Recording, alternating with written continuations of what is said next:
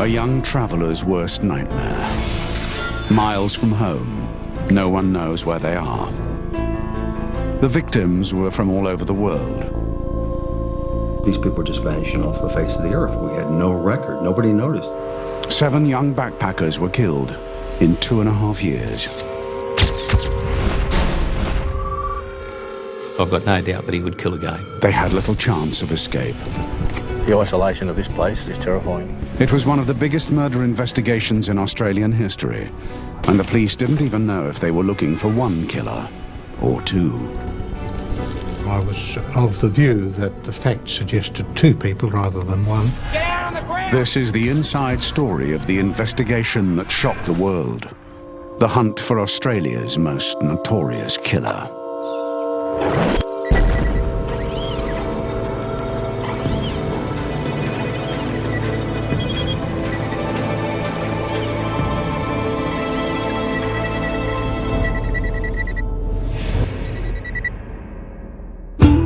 Sydney, Australia, the starting point for thousands of young backpackers keen to explore and have fun.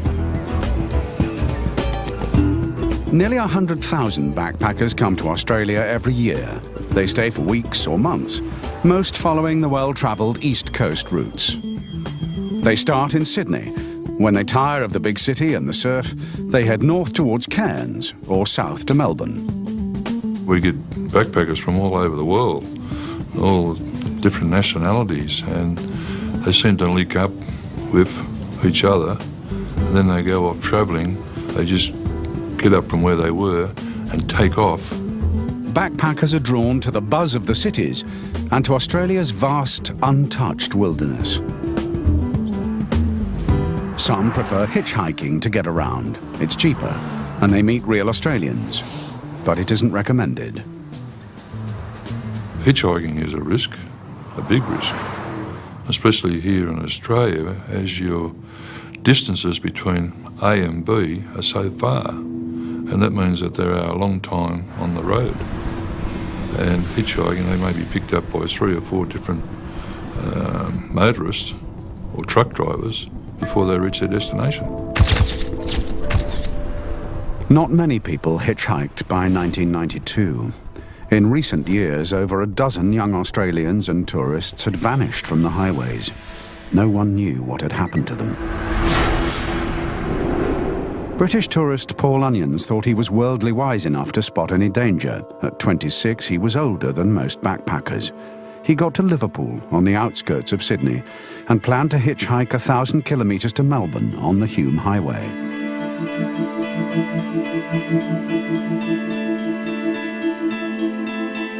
He'd already been trying for an hour without success and was on the point of giving up. G'day, mate. How you going?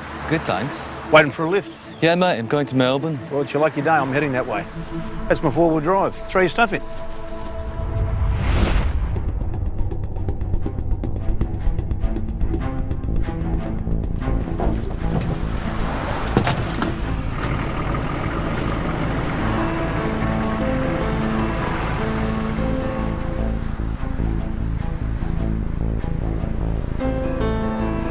Paul thought he'd finally struck lucky.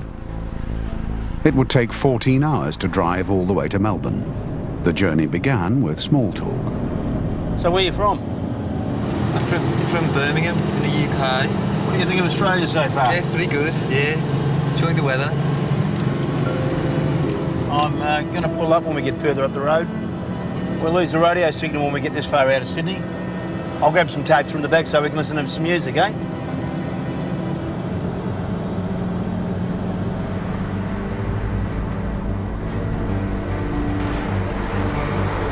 Just going to get those tapes. Where are you going? Just going to get some air. We'll stay in the car. It'll only be a minute.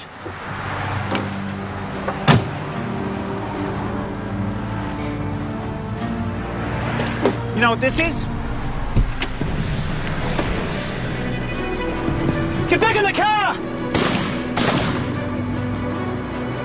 A passing motorist saved Paul's life by picking him up. The attack on Paul Onions happened just 400 metres from the turnoff to the Belanglo State Forest, a vast area of bush and eucalyptus trees. There, lying undiscovered, were the mutilated bodies of 2 other young travellers. The backpacker killer was on the loose.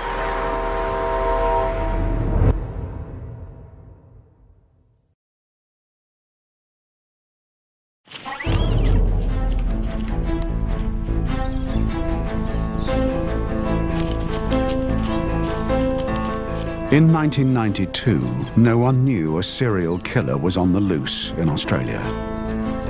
In September, 2 runners were training in Belanglo State Forest.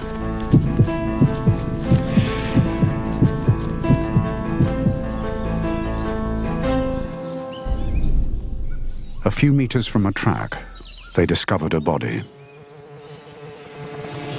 30 meters away, another corpse was found. When police arrived at the scene, they were shocked at what they saw. The excessive violence being used was horrifying, like what must have went through those kids' mind before they were actually slain.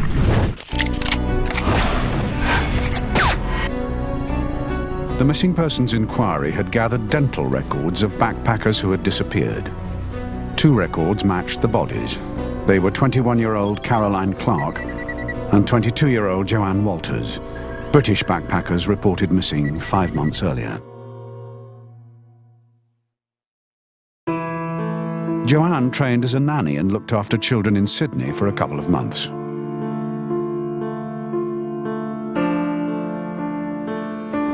Joanne met Caroline in a backpackers' hostel in Sydney.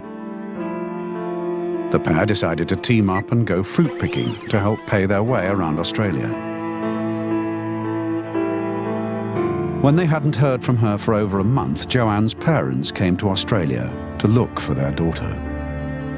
If Joanne hadn't been the person who rang us regularly, we wouldn't have been so worried. But after 2 weeks, we started to get worried straight away. And we knew that Joanne was not a person who wouldn't find some way of getting in touch with us. And I know she wasn't the type to, she would have known we'd worried so much. In April 1992, Caroline and Joanne had left Sydney looking for a lift to Melbourne. G'day, girls. How you going? Need a lift?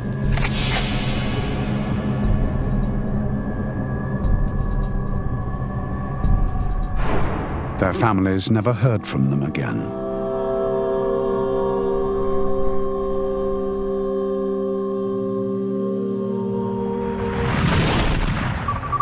Caroline was shot in the head 10 times. The police thought she'd been used as target practice. There were groups of wounds on the back of her head and on either side. Joanne died very differently. Holes in her shirt showed 14 stab wounds. She'd been stabbed 4 times in the chest, once in the neck, and 9 times in the back. The stab wounds to her spine would have paralyzed her.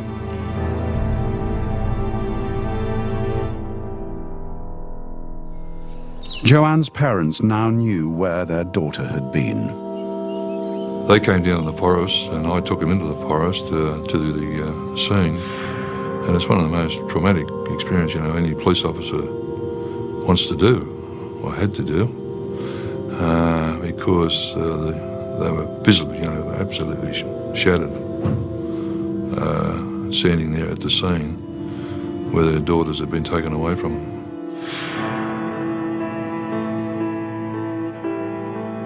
They faced the cameras to appeal for information. We feel that somebody out there might feel that there's something that's not important, but everything at this stage is important. And all I want to say is that these people who have done these to these girls, that they are just proper animals, and they ought to be shot.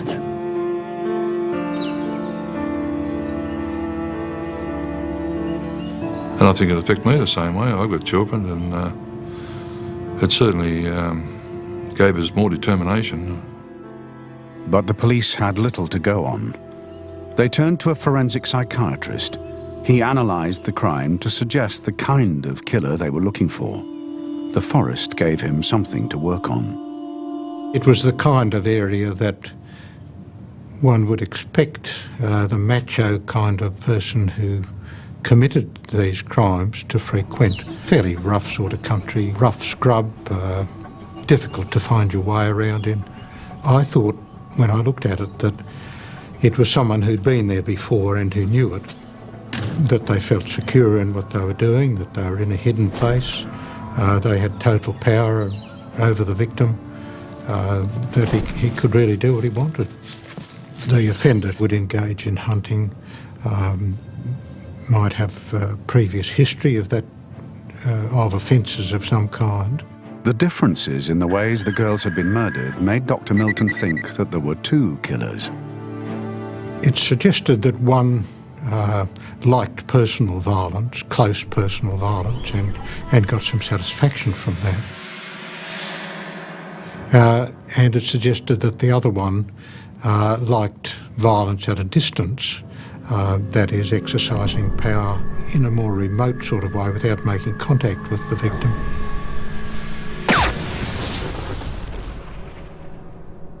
The police needed solid evidence. The best hope was ballistics. 10 bullets were recovered from Caroline Clark's skull and in the soil where she was found. 10 Winchester cartridge cases were found a few meters from her body. Ballistics expert Gerard Dutton was called in to identify what kind of gun had been used. Now, by examining the various marks on the bullets and the cartridge cases, the size of the marks, their relationship to each other and so on, we can then refer to a manufacturer's specification list, which gives us an idea of what type of firearm was possibly used. And after doing a lot of research in this area, I was quite happy that the only gun that I was aware of that could have left these marks was a Ruger Model 1022, which is a .22 caliber rifle with a self-loading or semi-automatic action. Knowing that the killer used a Ruger rifle was of limited help. There were 55,000 of them in Australia. We weren't aware of exactly where all these rifles were. I mean, you can check with firearms dealers and who they sold this particular model through, etc. But that really massive job, and it was like searching for a needle in a haystack. The police found no other evidence where the bodies had been discovered. As the months went by and the investigators sort of went down chasing various leads, ultimately what happened was that these exhibits were filed in what we called our unsolved crime drawer. And I was sure that this was going to be yet another double unsolved murder. No one realised Caroline and Joanne were just the latest victims of a serial killer.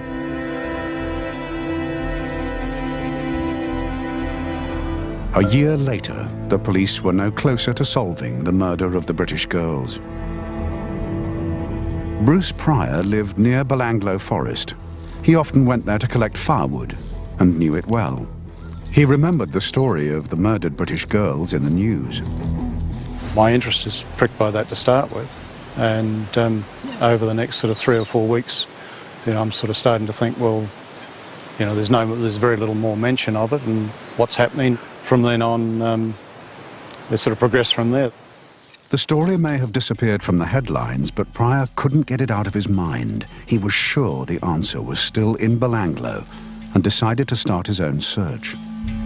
I'd become a little bit obsessed with thinking I might find some evidence relating to the Clark and Walters murders. Pryor searched thousands of square metres of the forest, going to Belanglo every week for 9 months. What he found one day in October 1993 was to shock Australia.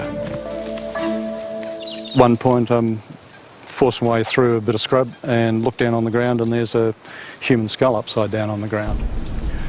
And that's when the little voice in my head goes, well, you've found something now, you're happy now. So it was quite, set me back a fair bit. I started thinking, well, what if today is the day that whoever's done this has decided to come back to shift the remains or just have a look or be here for whatever reason. That's when I decided, well, I can't hang about here and I've got to get this information to the police. So I wrapped the skull up in the jumper and hopped in the car and hightailed it out of here. Unknown to Bruce Pryor, 22 metres away lay another skeleton. Belanglo was a killing ground.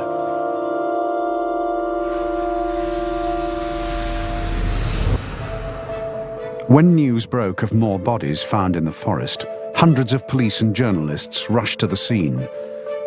A task force was put together to search for more bodies and investigate the murders. In charge was Superintendent Clive Small. I did wonder how many more bodies we would find, and it was several weeks before I had any confidence that we knew that answer. It was Australia's biggest ever search team, over 300 officers, but it was tiny compared to the vast scale of Belanglo State Forest. It stretches for 40 square kilometres. Inspector Bob May was in charge of the operation. It's been 13 years since I've been here, but the road is still as bad as it was then. It's very difficult. Because of such a huge area, it would obviously be impossible to search it thoroughly. The bodies that were located were within 50 or 60 metres of a dirt track. So based on that, that's what caused our search to continue along those lines. If we went 30, 40, 50 metres in with 20 police on the line, depending on the country and the tracks in the area, that we hoped we'd find, if there were more bodies, we'd hope we'd find them. As the search began, the bodies were identified by dental records. Deborah Everest and James Gibson both grew up in Melbourne, but hadn't known each other long. In December 1989, they'd been in Sydney during their summer holidays. They'd planned to hitch to a festival 500 kilometres further south. James's mother had been worried about them hitchhiking. He said they'd be safe because they were travelling together. They'd been missing for 4 years. James Gibson's skeleton was marked with 8 stab wounds. A large knife had cut through his upper spine, causing paralysis. Stab wounds to his back and chest would have punctured his heart and lungs. Deborah Everest had been savagely beaten, her skull fractured in 2 places, her jaw broken. There were knife marks on her forehead. She'd been stabbed once in the back. Her tights had been used to tie her up.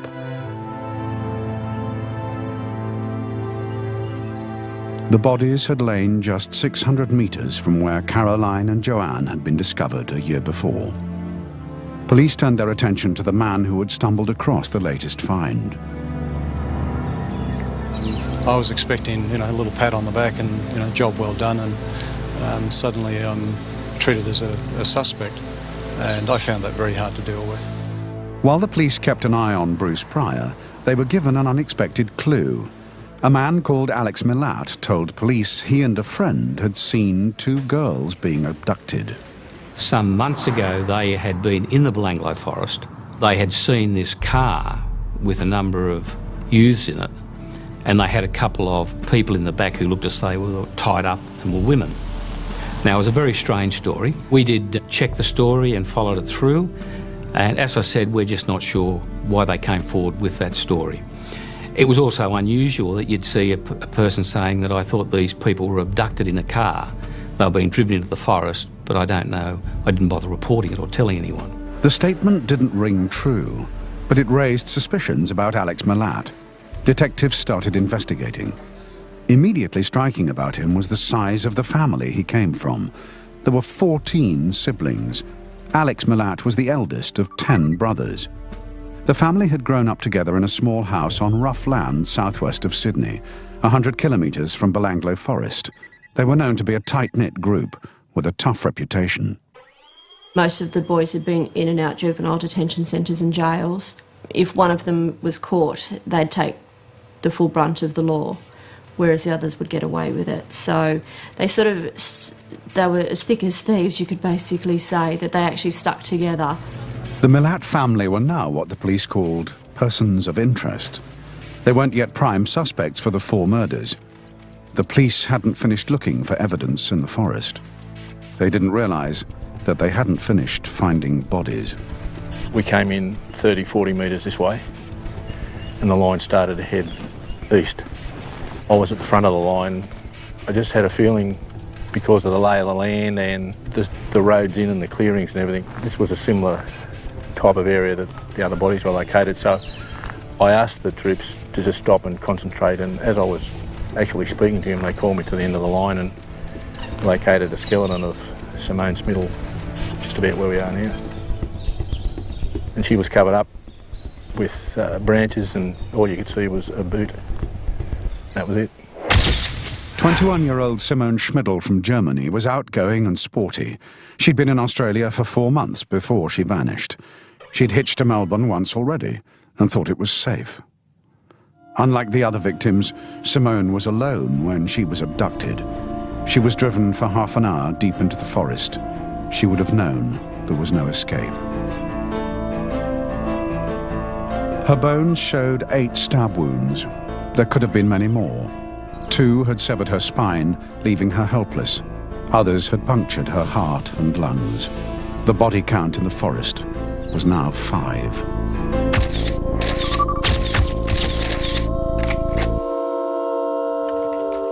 Two days later, the body count went up again. Clive Small announced what everyone had known for weeks. I think it's fair to say that given that we now have 7 bodies recovered, and notwithstanding that we don't know the cause of death in the present case, that we do have a serial killer. The news of 2 more bodies went around the world. The murderer had earned a name, the backpacker killer.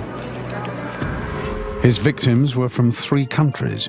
The police hoped the media profile would give them a lucky break.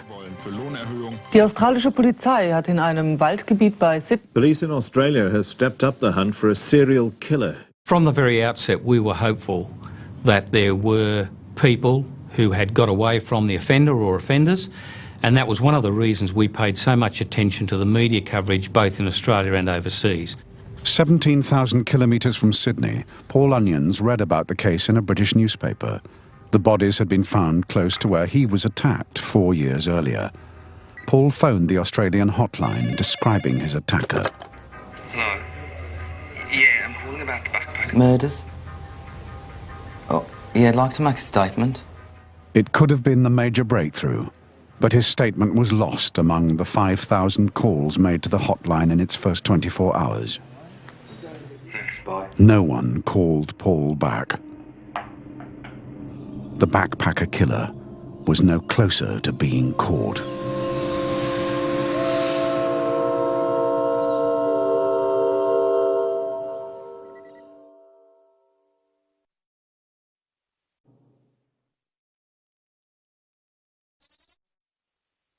By November 1993, Australian police knew that a serial killer had claimed 7 victims. All were young backpackers whose remains were found in the Belanglo State Forest near Sydney. The latest discoveries were shocking.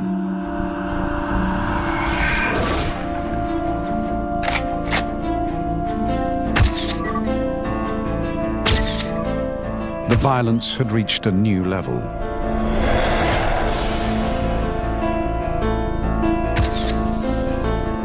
"20-year-old Anya Habshid had finished her studies and wanted to travel.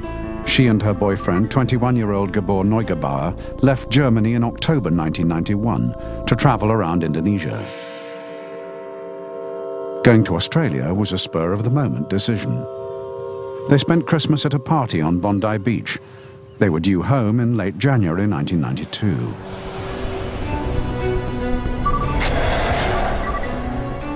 Gabor was shot 6 times in the head. Anya's parents were told of how she died.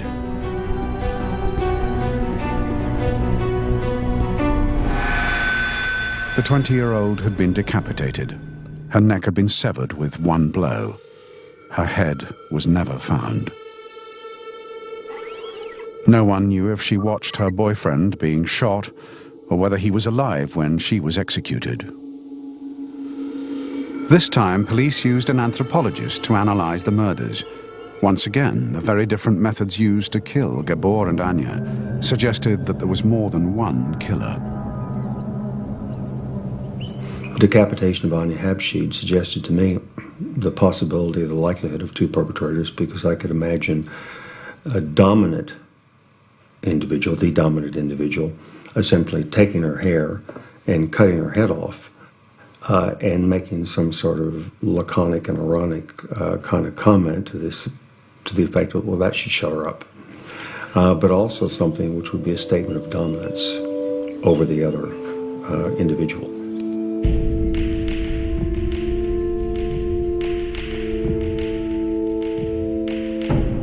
It appeared Gabor had been used as shooting practice, just like Caroline Clark, the British girl found over a year before. There were 3 bullet holes in the left of his skull and 3 at the base. It looked like the same person was responsible, but investigators needed to prove the same gun had been used. By comparing the rifling marks on the bullets, ballistics expert Gerard Dutton could show whether one weapon had been used both times, but there was a problem. Unfortunately, the examination of the bullets from his skull was very disappointing because the decomposition that had occurred from his rotting brain tissue had affected the surface of the bullets, and that had destroyed all of the marks, the rifling marks and the individual marks that we rely upon. All I could tell investigators at that point in time was that a .22 calibre firearm had been used, but that was all. So that was quite disappointing. But bullets aren't the only things ballistics experts can analyse. After the gun is fired, the empty cartridge case is ejected. The cartridge case is scratched by the breech bolt when it leaves the gun. Successive cartridges fired through that same gun will generally leave identifiable marks, and so the cartridge cases also provide a very good link back to the firearm responsible. 47 Winchester cartridge cases were found near Gabor Neugebauer's body. When I microscopically compared those to the ones that were found near Caroline Clark's body, I was able to establish through the chamber marks that they'd been fired in the same weapon. So now we had proof that the murder weapon had been used at 2 locations, and so that provided a definitive physical link. Both murders had been carried out using one of the 55,000 Ruger 1022s in Australia. As detectives traced each one, it was brought to Sydney Police Centre for testing. Gerard Dutton needed to see what marks were left on the fired cartridge cases.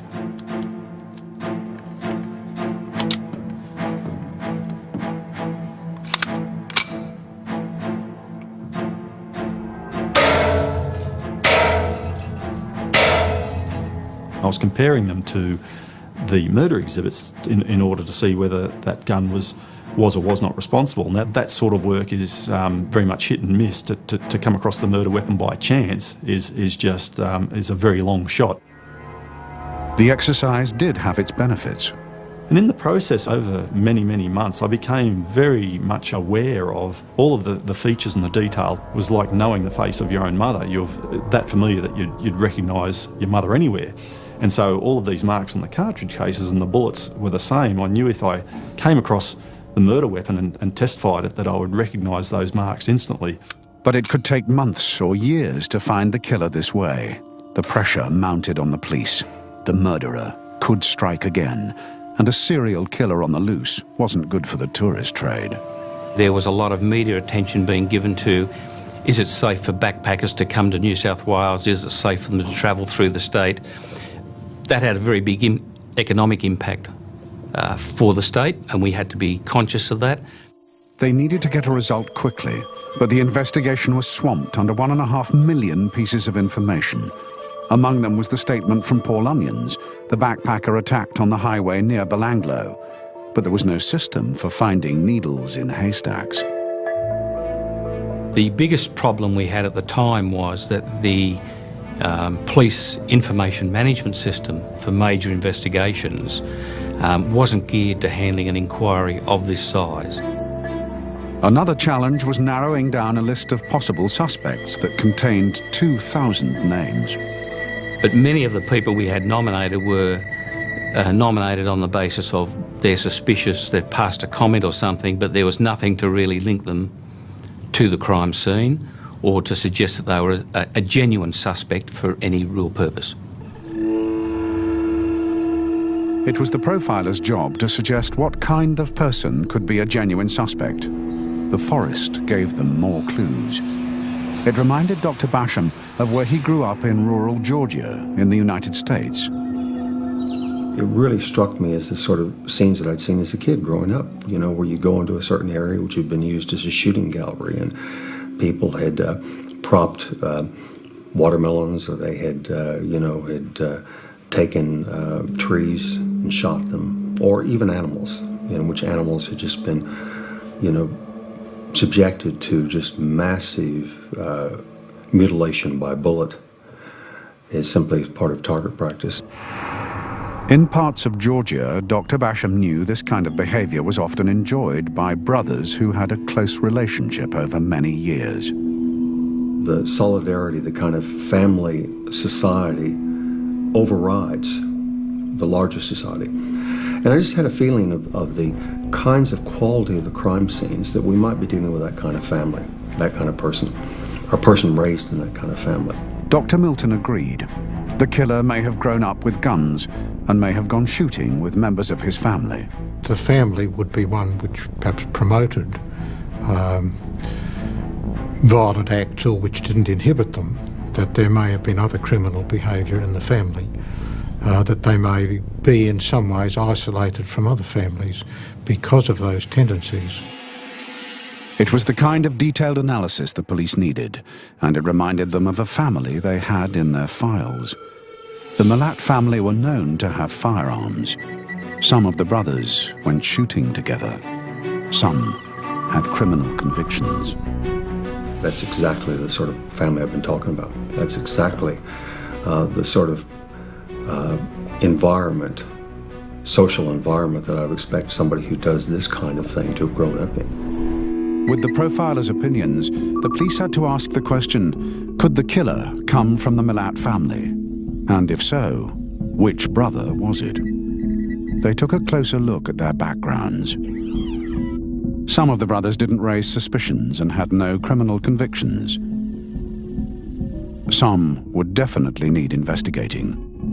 Richard Milat was fond of guns and sometimes used an alias. Wally Milat had been in and out of prison and owned some land the brothers used as a shooting range. Ivan Milat had convictions for theft and had faced an armed robbery charge. All the brothers were investigated. Paul Gordon, a detective on the task force, was given the job of finding out everything about Ivan. His criminal days seemed to be in the past.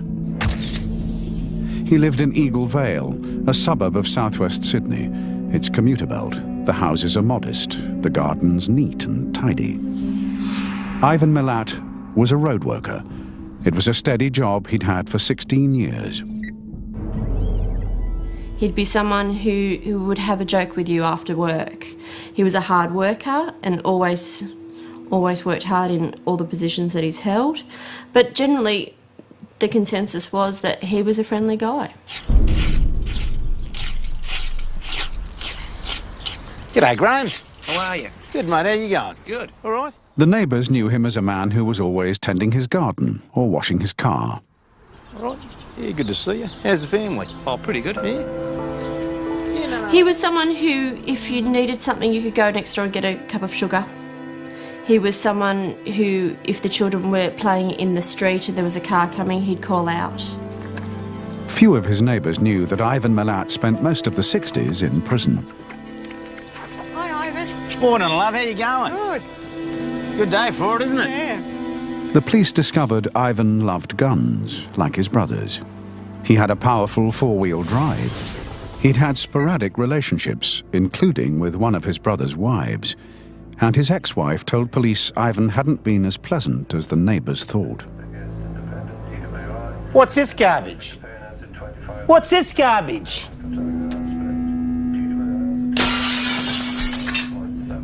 Don't touch it! Leave it alone! That was your fault! You don't touch it until I tell you different! Although Ivan was known for keeping his house and garden neat and tidy, the smashed table was left on the floor for weeks. The picture that emerged of Ivan was an absolute control freak. And even in his personal life, there were incidents where it was not what I would call normal behaviour. It was about absolute controlling behaviour. It fitted very well with the profile of the first offender that I've described. That is, of someone who was employed, had a fast car, had a previous criminal record, but who liked violence in a very measured and sadistic fashion.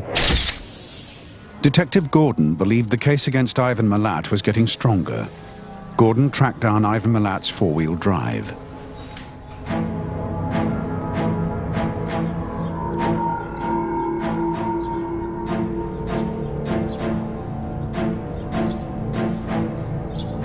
Excuse me, sir. Can I ask you some questions? Yeah, of course. Actually, when did you buy this He car? had sold it, but the new owner had got more than he bargained for.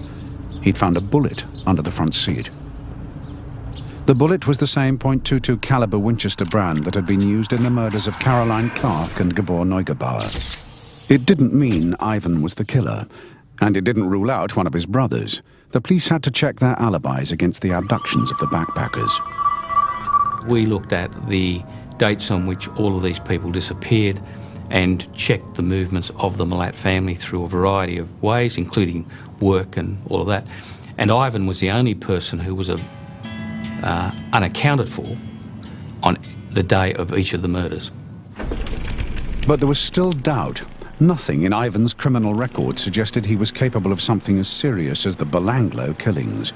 Investigators went through every detail again.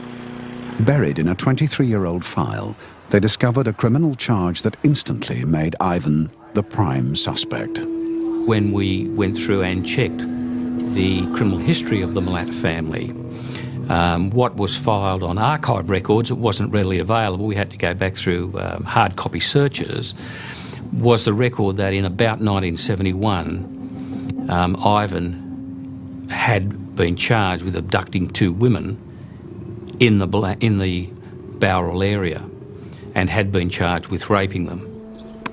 Ivan's defence had argued the girls had consented to sex. He wasn't convicted. But the case bore similarities to the murders. The girls had been picked up hitchhiking, and Ivan had driven them off the highway and onto a dirt track. The circumstances of the rape and abduction charge did give you a lot to think about when you compared it with what happened in the 80s and 90s and the murders that occurred in the Belanglo forest. Ivan Milat was now the focus of the investigation.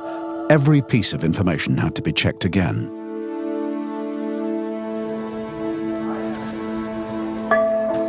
Detectives went back to Alex Milat to talk to him and his wife about the statement he'd given them. They were stunned at what they were told. It was quite unusual and strange because we had interviewed them several times. On this occasion, the investigators spent an hour or more or a couple of hours with them and were simply about to leave when Alex's wife and then Alex came out and said, "Oh, by the way, Ivan gave us this backpack." The backpack belonged to Simone Schmidl, the killer's third victim. No one knows why Alex Milat told police about it. It might well be that they just reached a point where they said, "We think Ivan did it and we should hand this over," whereas up to that point it might well have been they thought, "No member of our family did this." We just don't know. Then came the breakthrough the police had been hoping for. They discovered that someone the killer had attacked was still alive. 5 months after he'd called the hotline, Paul Onion's statement was found. The police realised the attack on Paul fitted everything they knew about their suspect.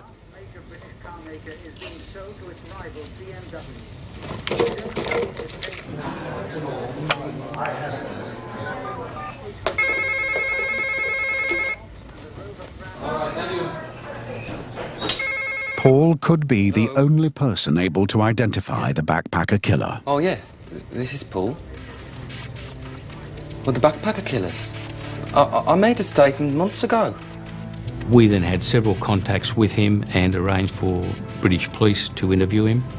We were convinced that he was genuine, that he had quite a bit of detail to offer, and he was brought out to Australia, and he positively identified Ivan. The net was closing on Ivan Milat, but the police still couldn't be certain he was the killer, or if there was more than one.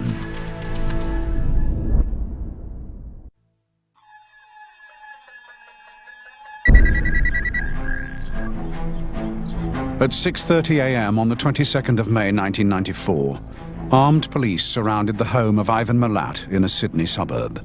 They were to arrest him for the attack on Paul Onions, but they also hoped to find belongings of the 7 murdered backpackers and prove that he was the Belanglo serial killer. We made the best judgment call we could at the time. Our view was that if nothing turned up, we would still be in a position to charge Ivan in relation to the abduction or shooting of Paul Onions, and from our point of view, that at least had him off the streets.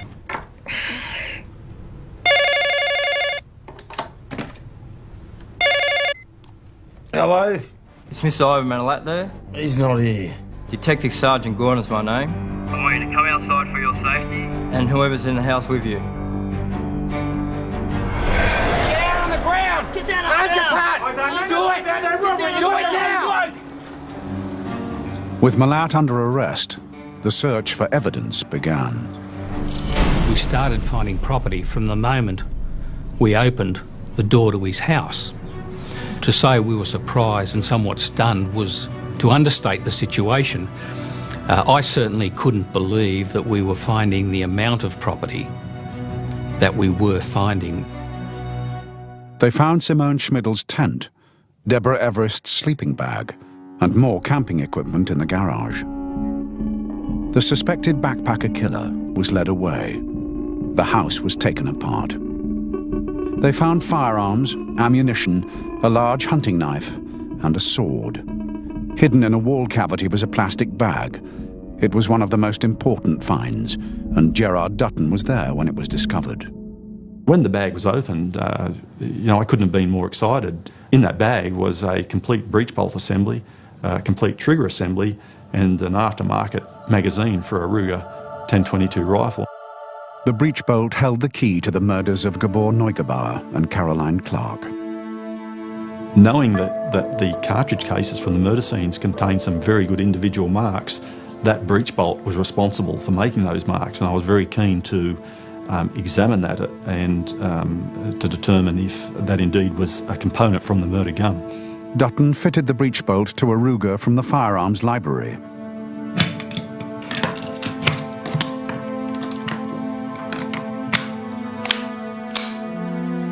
It was the moment he'd been waiting for.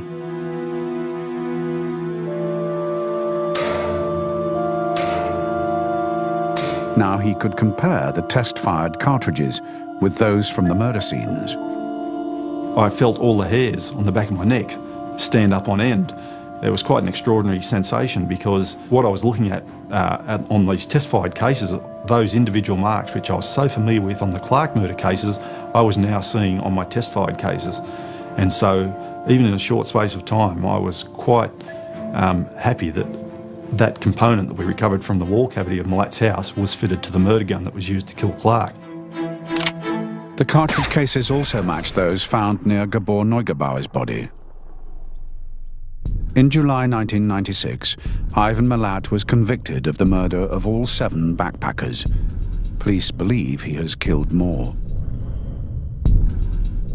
There's no doubt in my mind that there are another 3 or 4 murders that he is responsible for. There are reasonable grounds to suspect that. There is certainly not enough evidence to prosecute him. He has never confessed, and no one will know for sure why he killed. I guess the only clue we've got really is that all these attacks appear to have occurred when he wasn't in a stable relationship. Now, by stable relationship, I mean a relationship where he was in control, and once he lost that control in a relationship, I would suggest that he tried to find that control through other means, and the other means were the abduction and killing of victims. I think the only good thing I can say about Ivan is that he will spend the rest of his life in jail and he'll die there. But that left one final mystery. Did Ivan Milat operate alone, or was there a second killer? It's still possible that they have one perpetrator, but It seems to me that in terms of the separation of the bodies, the differential nature of the injuries, it seemed to me somewhat more likely that it would be two perpetrators. We've got two personalities at work, two different people at work here. Ivan's defense blamed his younger brothers Wally and Richard for the murders. The judge said that he thought it was inevitable that Ivan Milat did not act alone. Neither brother was ever charged. The police insist there was only one backpacker killer.